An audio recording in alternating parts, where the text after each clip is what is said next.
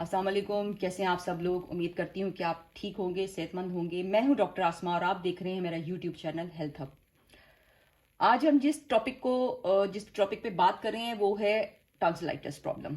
ये टॉन्सिल्स की प्रॉब्लम बच्चों में, बड़ों में अक्सर हो जाती है। और अगर आप चाहते हैं कि आप बच्चों को एंटीबायोटिक नहीं देना चाह रहे हैं और आप चाहते हैं कि इसको घर पे ही मैनेज कर लिया जाए, तो मैं आज आपको ऐसी मेडिसिन बताऊंगी जो आपको घर पे रखनी चाहिए, ताकि अगर आपके बच्चों को एकदम से टॉन्सिलाइटिस की अगर प्रॉब्लम होती है तो आप घर में ही रहकर उसका इलाज कर सकें, ताकि आपके बच्चों को फौरन आराम मिल सके।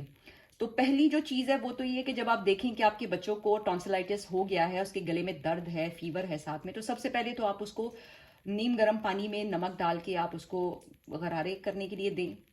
दूसरा, आप उसको ठंडी, खट्टी या बाहर की कोई भी चीज़ आप उसको मत खाने दें। तो जो सबसे पहली मेडिसिन हैं जो आपको घर पे रखनी चाहिए वो है बेलाडोना 30 CH में।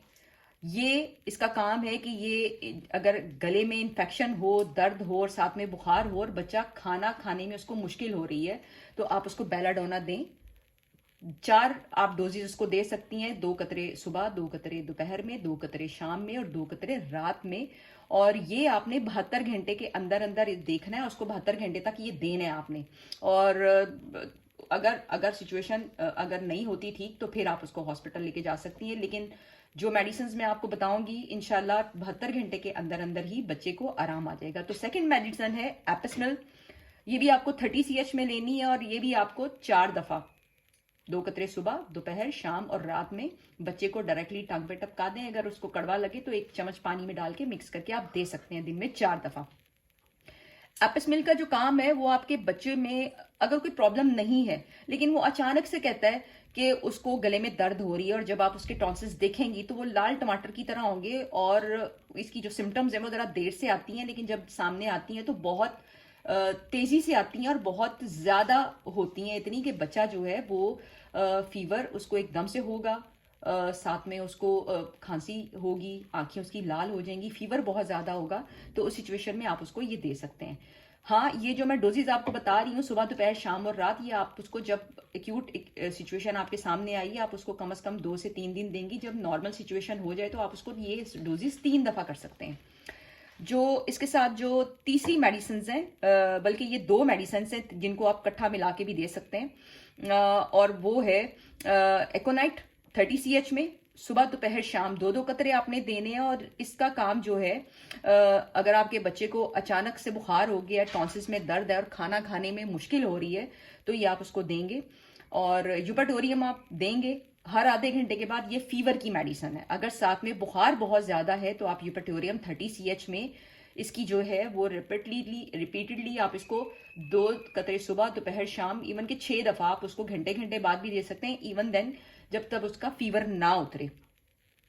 जो इसके साथ जो चौथी मेडिसिन हैं वो है कलकेरिया फ्लोर 6X।